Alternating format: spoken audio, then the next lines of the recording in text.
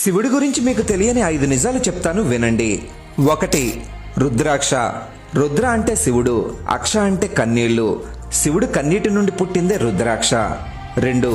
శివుడి మెడలో ఉండే వాసుకిపాము 3 చుట్లు చుట్టుకుని ఉంటుంది. ఇది భూత భవిష్యత్ వర్తమాన కాలాల్ని సూచిస్తుంది. 3. శివుడి వాహనమైన నంది కైలాసానికి ద్వారపాలకుడు కూడా.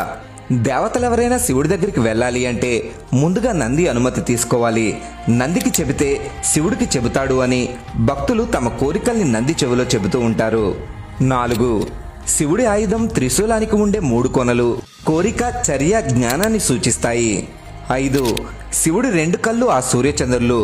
ఓసారి శివుడు ధ్యానముద్రలో ఉన్నప్పుడు పార్వతీదేవి సరదాగా ఆయన కళ్ళు మూసింది. దాంతో లోకమంతా చీకటైపోయింది. వెంటనే శివుడి శక్తంతా అగ్నిగా మారి 3వ కన్ను ఏర్పడింది. కంటెంట్ నచ్చితే హరహర మహాదేవా అని కామెంట్ చేయండి.